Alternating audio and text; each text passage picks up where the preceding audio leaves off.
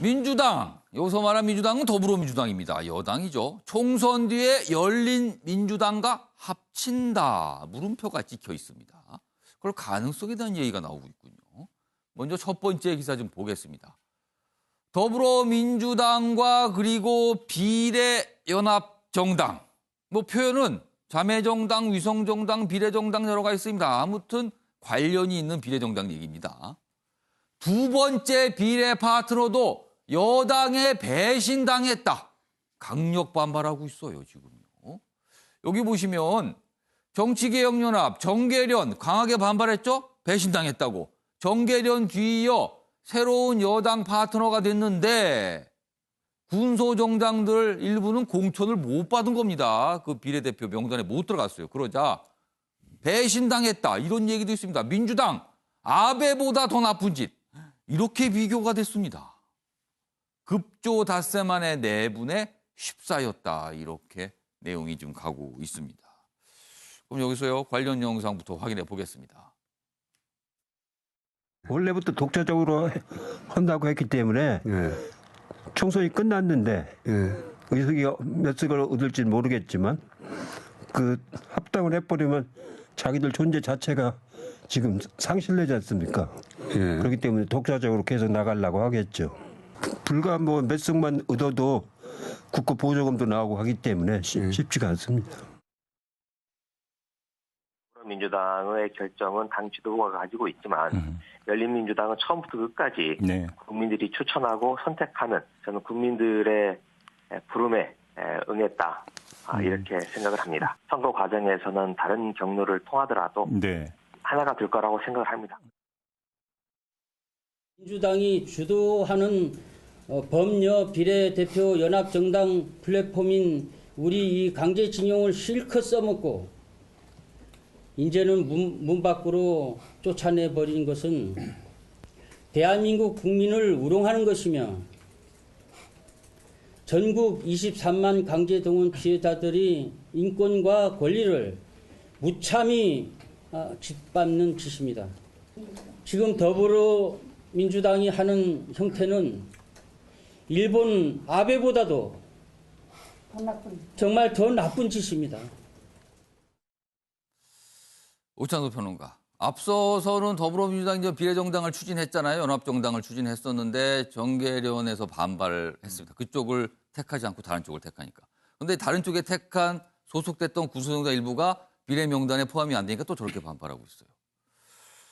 급조의 결과일까요? 어떻게 보세요? 일단은 짧은 시간 동안 통합을 해야 되기 때문에 이런 잡음은 솔직히 예상할 수 있었던 부분이라고 생각을 하고요. 뭐 미래한국당 경우 보더라도 자기당끼리도 이제 싸울 수가 있거든요. 비례명단을 가지고. 그러니까 서로 다른 정당이 모였을 때는 저런 잡음이 당연히 생길 수 있다고 생각을 했고 다만 중요한 것은 지금 더불어시민당이라고 이름을 명명을 했는데 거기 공천관리위원회 같은 경우는 한 정당에서 3번 정도 추천할 수 있겠다라고 규정을 박아놨어요. 그렇다면은 한 명이 거절됐을 때 바로 배제되는 것이 아니라 또 다른 사람을 추천할 수가 있거든요. 그렇다면 지금 나왔던 인터뷰 가자평화인권당 같은 경우는 최용상 대표가 결격 사유가 있어서 반려가 됐단 말이죠. 그렇다면 3번 더 추천할 수가 있습니다. 근데 그 추천 명단이 있었느냐가 일단 한번 따져봐야 되는 거거든요. 한 정당에서 한 명 말고 내세울 사람이 없었다라고 하는 것은 어떻게 보면 반대로 생각해보면 한 명을 만들기 위해서 정당이 만들어진 것은 아닌가 의심해볼 수도 있는 부분이거든요. 그럼 민주당은 왜 그런 정당하고 손을 잡았습니까? 그럼? 그래서 일단은 연합을 해야 되기 때문에 더 많은 정당과 모여야 되거든요. 그렇기 때문에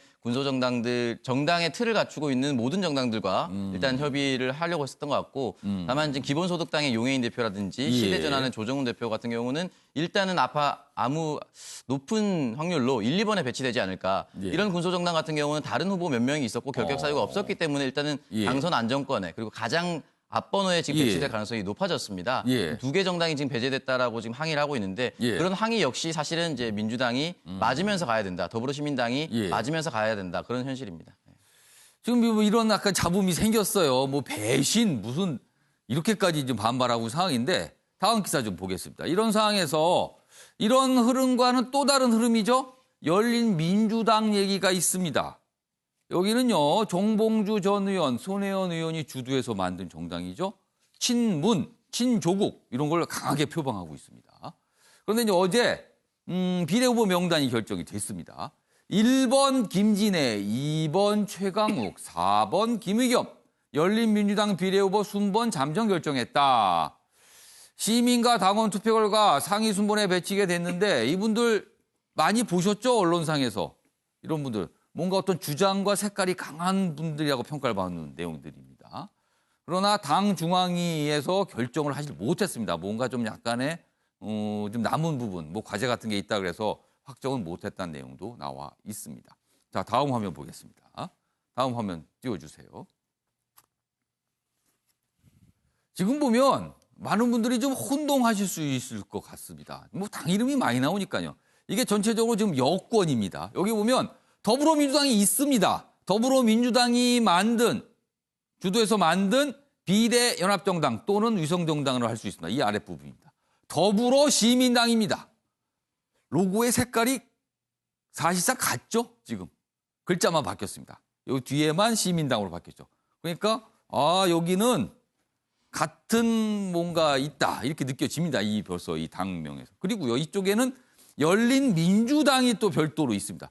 여기는 민주당이라는 이름이 지금 겹쳐지고 있죠. 로고는 약간 다릅니다만. 이렇게 세 정당이 있는데 일단 여기가 비례연합정당이에요. 그리고 이쪽은 엄격히 말하면 직접적인 관련은 없습니다. 여기는 단절돼 있다고 법적으로는요. 그러나 꼭 그런 것 같지는 않습니다. 다음 기사 보겠습니다. 이해찬 민주당 일당 안 될 땐 열린민주당과 연합할 수도 있다라는 얘기를 합니다. 원래 각자의 길을 가겠다 이렇게 얘기했는데 그거는 총선 때까지만인가 봅니다. 총선 뒤에는 뭔가 같이 할 수 있다는 거예요. 범여권 공동교섭단체 구성 시사했다 이렇게 돼 있습니다. 그리고 앞서서 영상 보셨죠. 김의겸 전 청와대 대변인 뭐 하나가 될 수 있다 이런 얘기까지 지금 나왔거든요. 그래서 이 상황에 대해서 좀 어떻게 봐야 될지.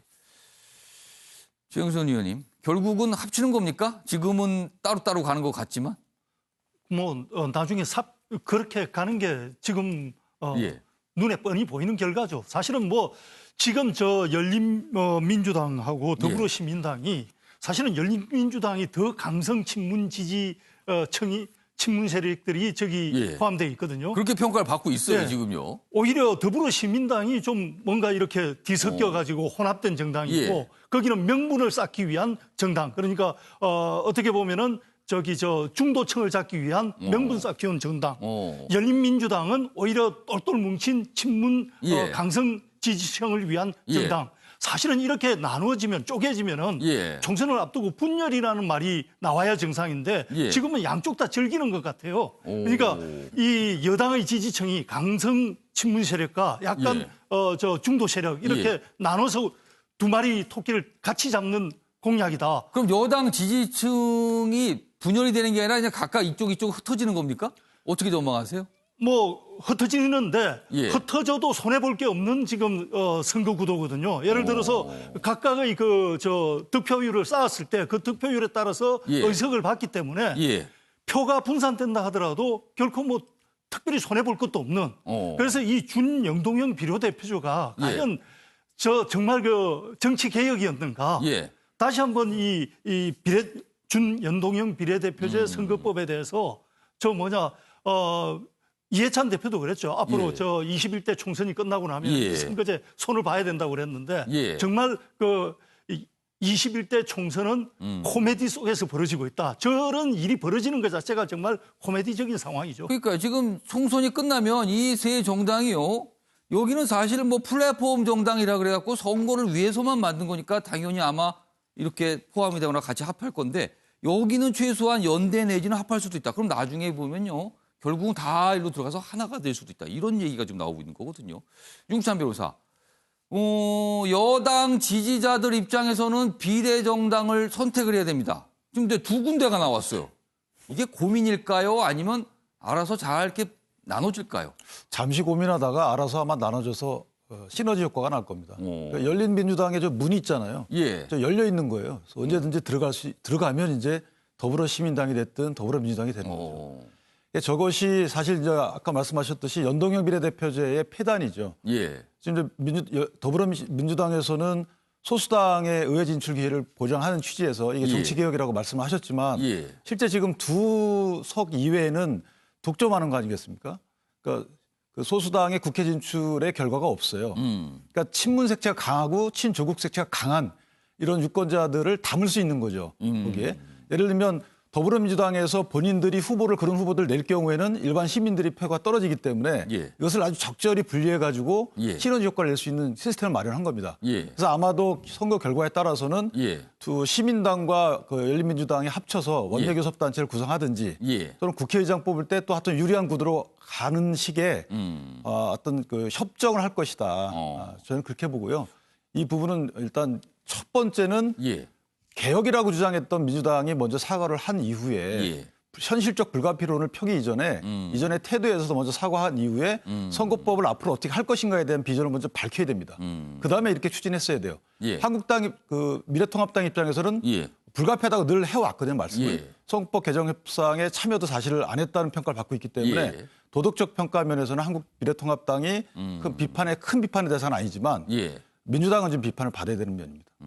오창석 평론가 보시기에는 지금 새 정당 아까 그림이 좀 있었잖아요. 네. 총선 뒤에 이 체제를 유지하겠습니까? 아니면 결국 하나로 되는 겁니까? 어떤 형태로 바뀔 것 같습니까? 자, 결국은 더불어민주당의 지역구 의석수가 어떻게 확보되느냐에 따라서 예. 나머지 두 정당의 행보가 좀 달라질 것 같은데요. 만약에 민주당의 지역구 의석이 1등이 된다. 예. 오늘 1등이 된다라고 예. 하면은 사실 굳이 합당하지 않더라도 독자 행보를 할 수가 있습니다. 왜냐하면 예. 서로 다른 두 정당이 애초에 예. 민주당의 공천관리위원회를 거치지 않고 때문에 예. 그렇죠. 더불어시민당 같은 경우는 지금 11번부터 배치한다고 했습니다. 예. 그렇다면 당선권이 될 수가 있는 지금 한 10석 정도는 예. 사실 기존의 민주당 사람이 아니에요. 그렇기 때문에 굳이 합당하지 않아도 독자 행보와 독자성을 나타낼 수가 있습니다. 그렇다면 예. 더불어시민당과 열린민주당이 합쳐서 원내교섭단체를 만들어서 더 민주당보다 더 센 발언을 한다거나 또는 또 다른 방향을 선택할 수가 그럼 있거든요. 이쪽으로 가는 게 아니라 이렇게 뭔가 손을 잡을 수가 있다는 뜻이네요. 네, 그렇죠. 지금 민주당 같은 경우는 만약에 더불어민주당이 자체적으로 비례대표를 배출했을 경우 한 예. 7석 정도 예상하지 않았습니까? 근데 나머지 두 정당은 지역구 의석에 비례하지 않기 때문에 7석은 훨씬 더 넘어설 것이에요. 그렇기 예. 때문에 두 정당이 합치면 20석이 충분히 가능할 수도 있다. 그런 예상을 하고 지금 정의당의 지지율이 바닥을 치고 있고 역대 예. 최저라고 했을 때 예. 정의당의 비례가 굉장히 낮아질 겁니다. 예. 그렇다면 그 나머지 비례, 그러니까 흔히 말해서 지역구 의석은 민주당을 찍고 비례대표는 배려 차원에서 정의당을 찍었던 사람 모두가 더불어시민당과 열린민주당으로 쏠릴 수가 있다는 이쪽으로 거죠. 갈 수가 있다는 거죠. 네, 그렇게 될 경우는 굉장히 파급력이 큰데 결국은 사실은 어떻게든 연합정치, 그러니까 이해찬 대표가 말했던 연합은 한 정당으로 모이지 않더라도 예. 큰 틀에서의 정책적 사안에서는 합의를 이루면서 예. 구도를 만들어갈 것이다. 그렇게 예상해 볼 수 있습니다. 자, 그럼 이번에는 미래통합당과 미래한국당 상을 좀 보겠습니다. 당 이름 참 많이 나옵니다. 다 비슷비슷합니다. 이름들이요. 여기 보시면 미래한국당은 미래통합당의 위성정당이죠. 친황의 약진이다. 통합당이 영입한 7명 비례 당선권 안에 들어갔다. 지금 이 명단 가지고 지난주에 발칵했죠. 그리고 대표가 물러나기까지 했습니다. 그리고 새 대표가 와서 명단을 다시 짰는데 딱 들여다보니까 황교안 대표가 영입했던 인물들이 앞순위로 대거 들어갔다. 이 얘기입니다. 그래서 친황의 약진이다. 이렇게 표시가 돼 있어요. 뭐 여러 가지 구체적으로 이름들이 나와 있습니다만 골자는 그겁니다. 1차 명단 때 20번 밖에 있던 12명이 새로 그 안으로 들어왔다. 그러니까 당선 가능성이 높았다. 이 얘기입니다. 윤기찬 변호사. 당이 친황 체제로 굳어지는 겁니까? 이런 평가들 나오고 있습니다, 지금. 그러니까 영입의 주체가 사실 그때 영입했던 예. 그러니까 자유한국당에서 영입했던 분들이 약진했다는 취지고요. 예. 그 당시에 염동열 인재영입위원장 체제 하에서 영입됐던 분들도 상당수가 있는 것이고 예. 어쨌든 명단이 한 53% 정도가 바뀐 것 같아요. 다만 이제 아쉬운 것은 청년이 잘 보이지 않는다는 거. 예. 그것이 조금 아쉽지만 어쨌든 직능 대표 위주로 비례대표 명단을 확정한 것은 좀 과거보다 나아졌다 이렇게 생각합니다. 지금 두 정당의 이야기 전해드렸는데 역시 여기도 미중입니다. 이런 모습 처음 봤습니다. 비례정당이 이렇게 생겨나고요. 이걸 가지고 이렇게 우여곡절 반발 그리고 심한 비난 그리고 뭐가 뭔지 잘 모르겠다는 분도 많거든요. 미중입니다. 역시 여기도요. 지금. 이런 상황까지 전해드렸습니다.